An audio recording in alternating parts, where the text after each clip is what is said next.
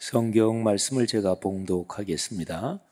출애굽기 18장 13절부터 19절 거룩하신 하나님의 말씀입니다. 이튿날 모세가 백성을 재판하느라고 앉아있고 백성은 아침부터 저녁까지 모세 곁에 서 있는지라. 모세의 장인이 모세가 백성에게 행하는 모든 일을 보고 이르되 네가 이 백성에게 행하는 이 일이 어찌 됨이냐? 어찌하여 네가 홀로 앉아있고 백성은 아침부터 저녁까지 네 곁에 서 있느냐? 모세가 그의 장인에게 대답하되 백성이 하나님께 물으려고 내게로 옴이라. 그들이 일이 있으면 내게로 오나니 내가 그 양쪽을 재판하여 하나님의 율례와 법도를 알게 하나이다. 모세의 장인이 그에게 이르되 네가 하는 것이 옳지 못하도다. 너와 또 너와 함께한 이 백성이 필경 기력이 쇠하리니 이 일이 네게 너무 중함이라. 네가 혼자 할 수 없으리라. 이제 내 말을 들으라. 내가 네게 방침을 가르치리니 하나님이 너와 함께 계실지로다. 너는 하나님 앞에서 그 백성을 위하여 그 사건들을 하나님께 가져오며. 아멘. 여러분이 걸어가시는 인생길에서 여러분의 가정이 하나님이 주시는 축복으로 넉넉해지기를 바라고, 또 여러분과 제가 함께 섬기는 이 말씀삼 공동체가 영육 간의 축복으로 가득 넘치기를 주님의 이름으로 축복합니다. 본능적인 정서로는 가정이 물론 먼저 신경 쓰이고 또 우선순위라고 얘기할 수 있겠죠. 그런데 하나님의 축복이 흐르는 성경적인 영적 질서로는 교회가 먼저입니다. 교회 공동체, 영적 가족에서 하나님의 말씀으로 주님을 만나며 은혜를 받아야, 그래야 가정이 행복해지지요. 여러분, 사람은 살면서 늘 여러 가지 관계 속에서 살아가는데 창세기 1장부터 그 몇 장에 걸친 그 기록을 보면 사람이란 존재의 본질이, 원래 사람이라는 존재 자체가 관계 속에서 살아가는 존재입니다. 가장 근본적으로는 하나님이 사람을 만드셨으니까 창조주와의 관계, 하나님과의 관계죠. 여기에서 사람은 예배의 자로 살아갑니다. 두 번째는 타인과의 관계입니다. 아주 중요하지요. 여기에서 사람은 동반자로 살아갑니다. 세 번째는 사람을 둘러싼 이 환경과의 관계입니다. 거기에서 사람은 하나님께서 맡기신 자연 환경 만물을 잘 가꾸어야 하는 청지기로 살아가죠. 창세기 3장에 나오는 최초의 범죄, 거기에서 근본적으로 하나님과의 관계가 깨집니다. 하나님의 말씀을 듣지 않은 거니까 인간관계에서도 똑같죠. 어떤 사람이 내게 말하는데 그 사람의 말을 무시한다, 그 사람의 말을 안 듣는다, 이러면 인간관계 깨지죠. 그러니까 하나님의 말씀을 듣지 않은 거니까, 불순종했으니까 하나님과의 관계가 깨지죠. 근데 이 근본적인 관계가 깨지면 그러면 타인과의 관계도 깨지고, 그리고 이제 자연과의 관계도 깨집니다. 하나님께서 아담과 하와에게 죄에 대한 벌을 내리시는데 거기에 타인과의 관계, 또 주변 환경과의 관계에서 갈등이 생기고 힘겨울 것이다, 이런 벌을 내립니다. 창세기 4장에 이제 가인이 동생 아벨을 쳐 죽입니다. 성경에 기록된 인류 역사의 그 이야기 흐름으로 보면은 최초의 살인 사건이죠. 그런데 살인 사건을 저지른 가인에게 하나님이 나타나셔서 질문을 하십니다. 그리고 가인이 거기에 대해서 대답을 해요. 그런데 하나님의 질문과 가인의 대답, 이 내용에 인간이란 존재, 사람이란 존재에게 아주 중요한 것이 무엇인지 그게 잘 나타납니다. 자, 창세기 4장 9절에 여호와께서 가인에게 이르시되 이렇게 질문하십니다. 내 아우 아벨이 어디 있느냐. 하나님은 이미 알고 계신 거죠. 가인이 아벨 쳐 죽였다. 질문하십니다. 내 아우 아벨이 어디 있느냐. 하나님의 질문에서 내 아우 아벨 이 표현 대신에 이웃이라는 말을 한번 넣어보십시오. 내 이웃이 어디 있느냐. 사람은 살면서 인간관계 속에서 가족관계 포함한 그런 인간관계 속에서 살아가죠. 그때 다른 사람에게 내가 관심을 갖고 또 돌보고 또 힘을 주어 격려하고 또는 어떨 때는 구체적으로 도와주고 위에서 기도하고 이렇게 살피는 관계가 필요합니다. 여기에 내 아우 아벨 이 단어 대신에 여러분이 살아가시는 인생 여정에서 내가 그 사람 좀 신경을 써야 되는데 요즘 연락도 못하고 좀 전화 좀 해야겠네. 언제 한번 조만간 만나야 되겠네. 이런 사람이 혹시 떠오르십니까? 그러면 그 사람 이름을 여기에 넣어 보십시오.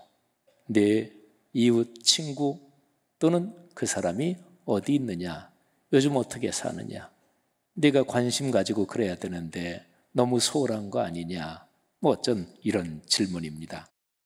주님께서는 가인에게 사람은 근본적으로 더불어 사는 존재고 그래서 내 이웃이 어디 있느냐 이렇게 질문하신 거예요. 자, 가인이 대답합니다.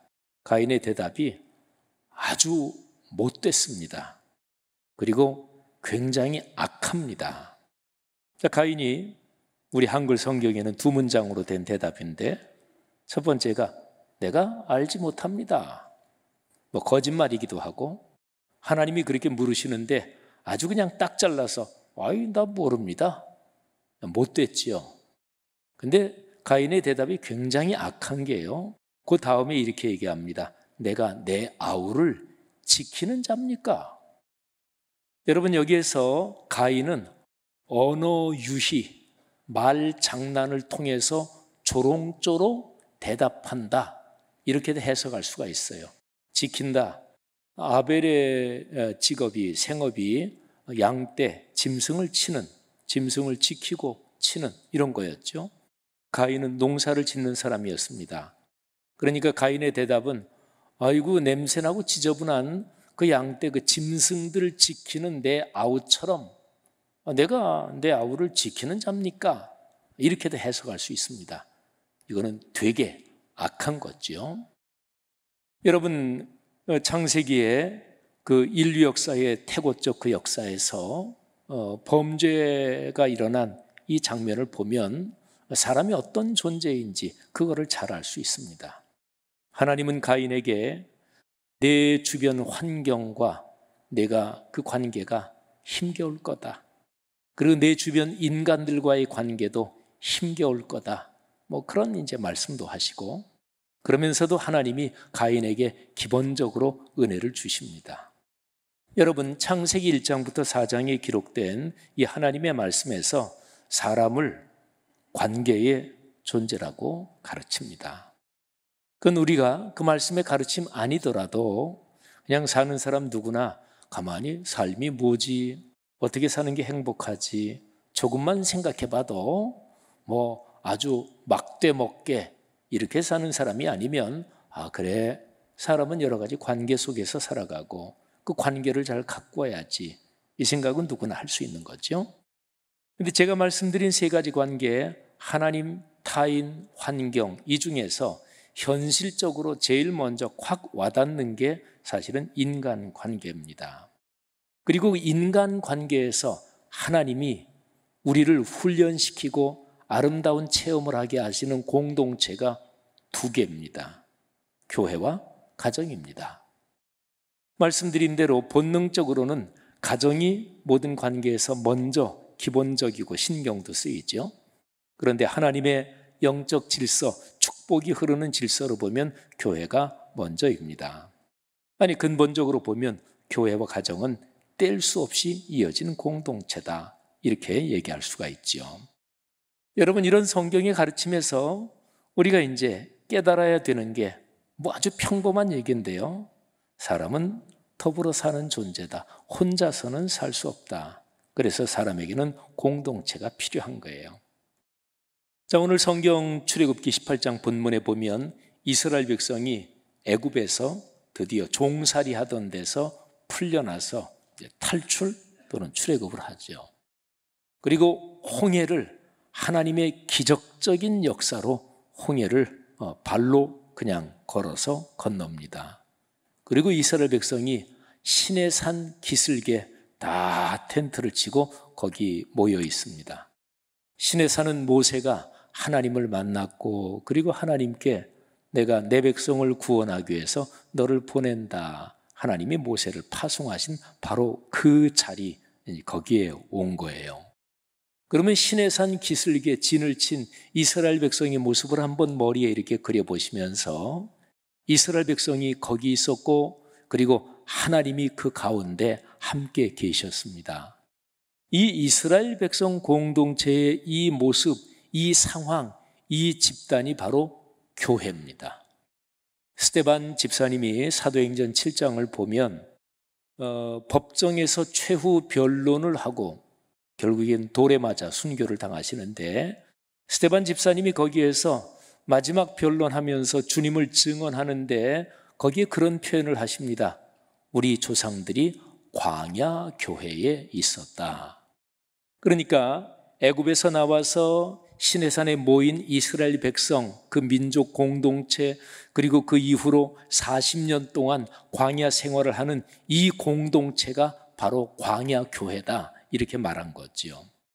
그러면은요, 이스라엘 백성이 애굽에서 종살이 하던 데서 풀려나서 홍해를 건너고 그리고 시내산에서 하나님을 만나서 있는 이 공동체의 모습은 바로 오늘날 교회의 모습이라고 해석할 수 있습니다. 이거는 구약의 해석에서 참 특이한 해석도 아니고 아주 정통적인 해석입니다.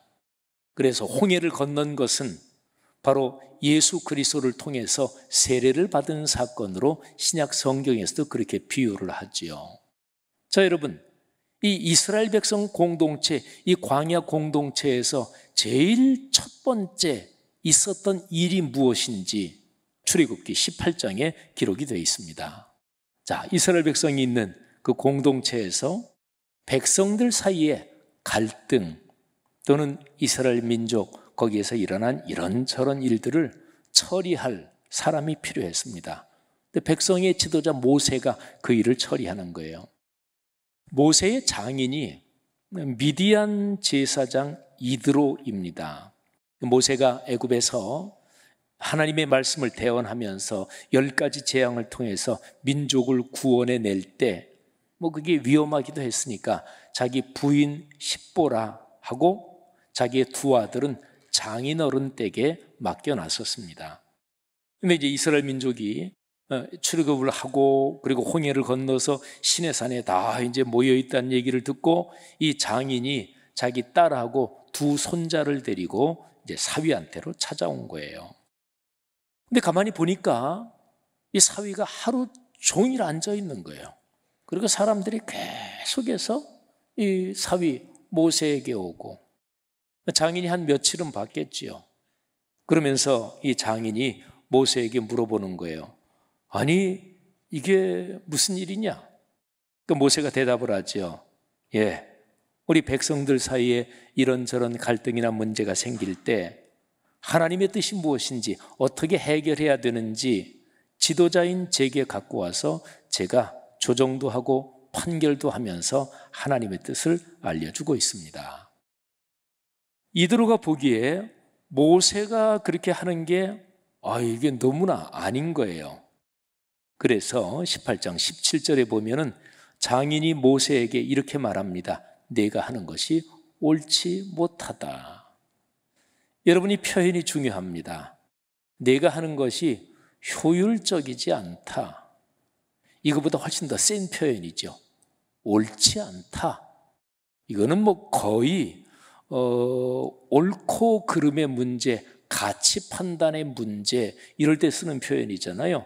효율적이지 않다. 이렇게 하면 조금 더 효율적으로 가성비 높게 할 수 있을 텐데 이런 표현이 아닙니다. 옳지 않다. 내가 하는 게 지혜롭지 못하다. 좀 더 다른 방법으로 효율적으로 할 수 있을 텐데 이 정도를 넘어서는 표현이란 말이에요. 그러면서 이 장인이 이렇게 얘기합니다.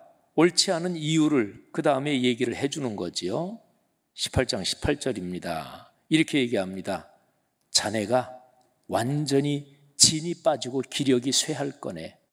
그리고 자네뿐 아니라 백성들도 진이 빠지고 기력이 쇠할 거네. 자네가 혼자 하면 안 된다. 혼자 할 수 없다.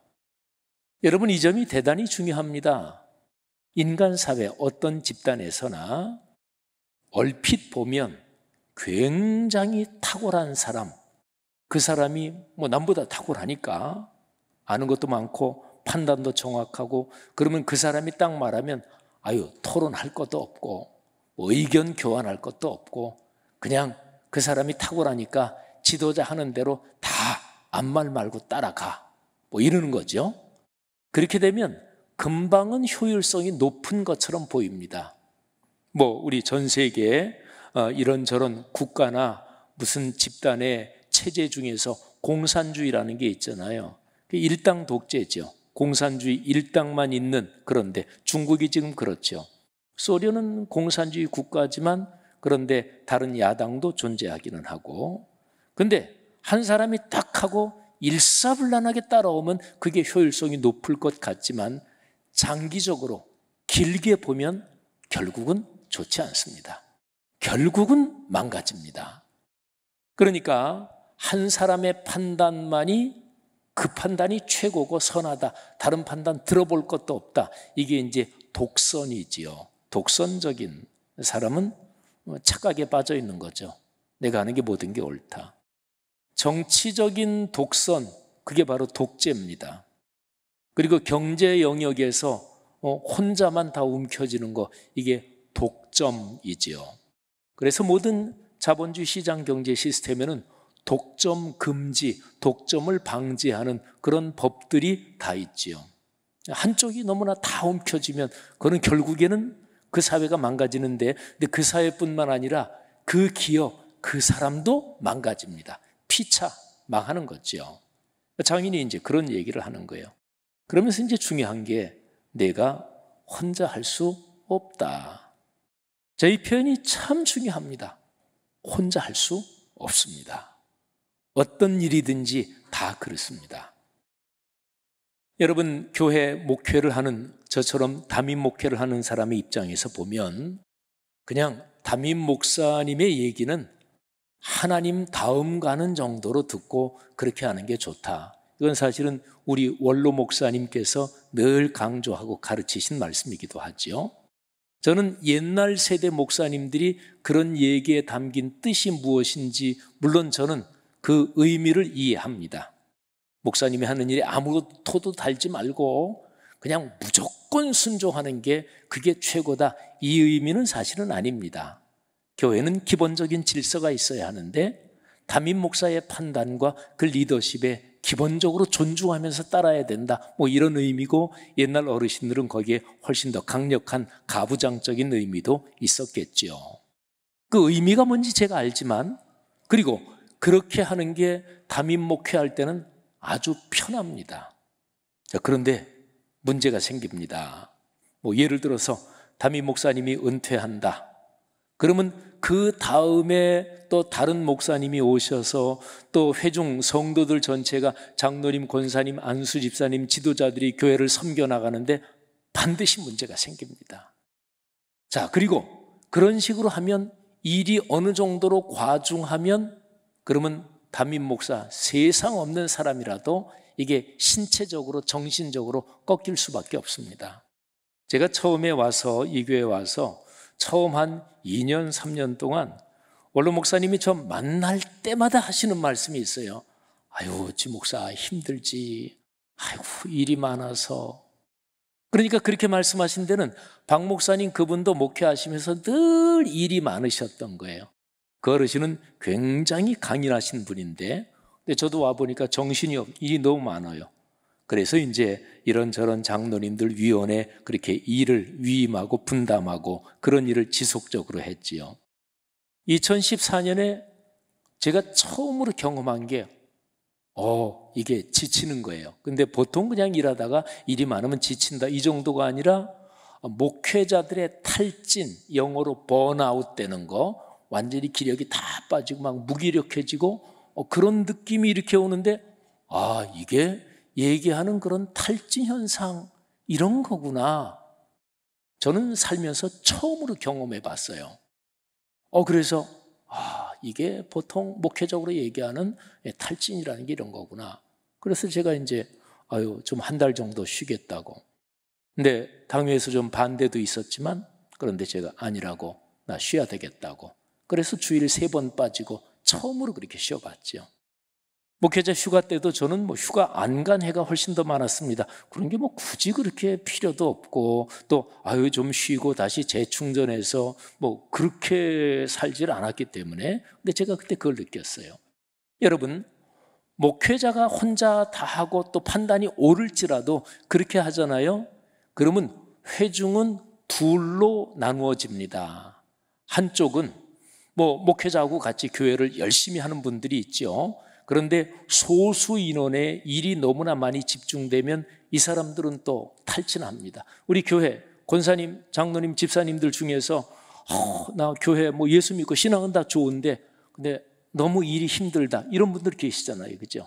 그런 부류, 한 부류가 있고, 그러니까 담임 목사가 얘기하는 대로 아주 힘들어도 또 내 가정 형편 생활 이쪽 많아도 그래도 목사님이 얘기하시는데 또 교회를 위해서 필요하는데 내가 봉사해야지 하면서 힘에 겹도록 봉사하는 거예요. 근데 언젠가는 지치죠. 그 다음에 또 한 부류, 훨씬 더 많은 성도들은 별로 교회에 신경 안 씁니다. 그냥 주일 예배 드리고 신앙생활하고 또는 수요 예배 드리든지 이런저런 교회사에게 참여해도 그냥 참여하고 내가 구체적으로 봉사하는 거는 신경 안 쓰고 또 그렇게 훈련도 전혀 해본 적이 없으니까 그냥 그렇게 신앙생활합니다. 그 교회는 중장기적으로 반드시 약해지고 문제가 발생하지요. 사랑하신 여러분, 오늘 여기 이스라엘 민족의 경우는 오늘날 교회의 모습하고 아주 정확하게 같은 상황에 있다 이렇게 볼 수가 있습니다. 자, 모세의 장인 이드로가 그 사위한테 방법을 가르칩니다. 출애굽기 18장 19절인데 이렇게 얘기를 합니다. 이제 내 말을 들으라. 내가 네게 방법을 가르치리니 하나님이 너와 함께 계실지로다. 자, 여기서 이 표현이 중요합니다. 하나님이 자네와 함께 계실 것이네. 이드로는 하나님을 믿는 그런 사람이 아니었는데 아마도 성경 여러 군데를 이렇게 묵상하면서 한번 생각해 보건대 모세가 40년을 장인어른 처가살이를 하면서 그동안에 모세의 장인도 하나님에 대한 신앙을 어느 정도 넉넉하게 갖게 됐다 이렇게 아마 생각할 수도 있습니다. 그러면서 장인이 방법을 가르쳐주면서 하나님이 자네와 함께 계실 것이네 이런 얘기를 합니다. 그리고 밑으로 좀 더 내려가서 23절을 보면 이 장인이 이렇게 말합니다. 자네가 만일 내가 가르쳐준 대로 그렇게 하고 하나님께서도 허락하시면 이런 표현을 합니다. 그런데 이 표현이 세번역이나 다른 성경에는 이렇게 얘기합니다. 내가 가르쳐준 게 하나님의 뜻인데 하나님의 방법이라고 나는 믿고 있는데 하나님이 명령하신 그대로 실천한다면 이런 표현입니다. 그러면 자네가 이 일을 충분히 감당하고 모든 백성도 평안히 자기 삶을 영위할 수 있을 거네. 자, 가르쳐준 방법이 뭔가요? 이스라엘 백성 중에서 1000부장, 100부장, 50부장 지도자들을 세우는 거죠. 큰일이 아닌 거는 지도자들이 처리하고 정 거기서 처리 안 되는 것만 모세에게 가지고 오도록. 여러분, 인간 사회 어떤 모임이든지 거기에는 조직이 필요합니다. 질서가 있고 그래야 되는 거잖아요. 근데 여기에 이스라엘 백성한테 하나님께서 이드로를 통해서 하나님의 백성의 공동체의 조직 또는 사역을 감당할 구조를 가르쳐 주시는 거죠. 이게 애굽에서 출애굽하고 나서 시내산에 와서 하나님을 딱 만나고 제일 첫 번째 한 일입니다. 자, 신약 성경에 에베소서 4장에 보면 교회에 대한 가르침이 나와요. 근데 에베소서의 교회에 대한 가르침하고 오늘 출애굽기하고 이 구조가 거의 똑같습니다. 자, 에베소서는 6장으로 되어 있는데 앞에 1, 2, 3장은 이렇게 해서 우리가 구원을 받았다. 그리고 뒤에 3장, 4장, 5장, 6장은 구원 받았으니 이렇게 살아야 된다. 자, 그러면 구원 받았으니 이렇게 살아야 된다. 4장 1절부터 제일 처음에 뭐가 나오나요? 교회에 대한 얘기가 나옵니다.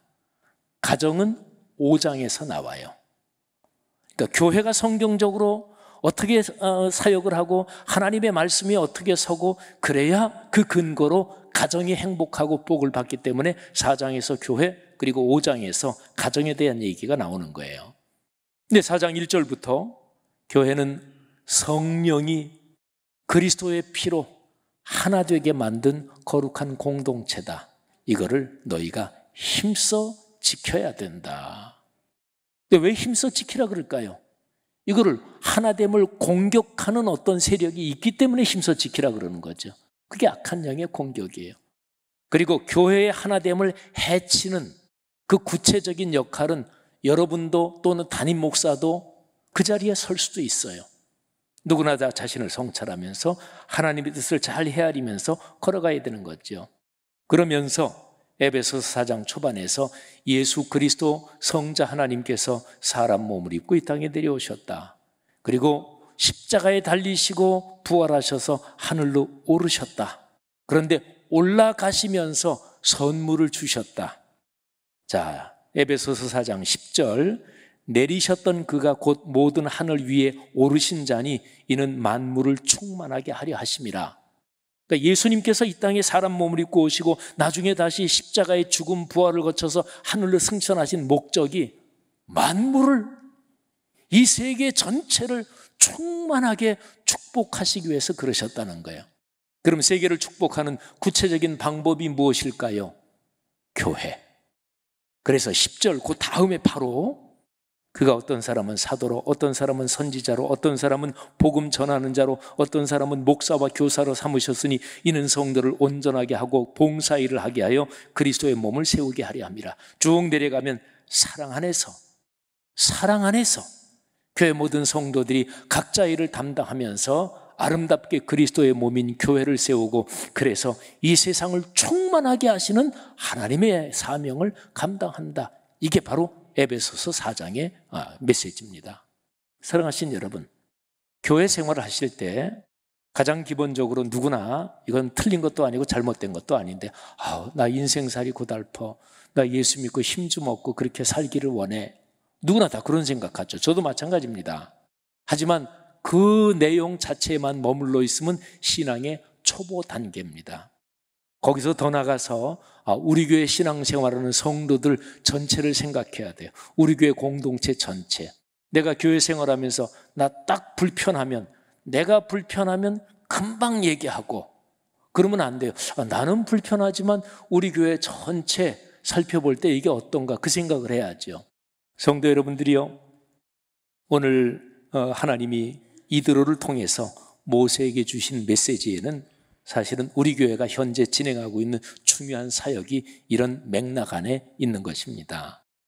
코로나 3년을 겪으면서 제가 목회자로서, 또 모든 목회자들, 또 장로님을 비롯한 우리 그리스도인들이 많이 고민하며 기도했던 시기인데, 그런데 다시 한번 생각하는 게, 확신하는 게, 그래, 말씀이 삶이 되는 게 기독교 신앙의 심장이고 생명이다.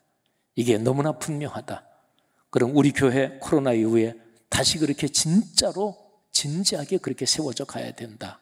그래서 동네 세매줄 성경을 하나님께로부터 받은 것이고, 그리고 동소훈 동네 세매줄 성경 소그룹 인도자 훈련을 올해 100명, 그리고 내년 후년까지 500명의 인도자, 묵상 소그룹 인도자를 세우는 거예요. 이제 올해 한 87명 정도 했으니까 이제 3기 훈련까지 하면 한 120명 정도가 수료를 하게 됩니다.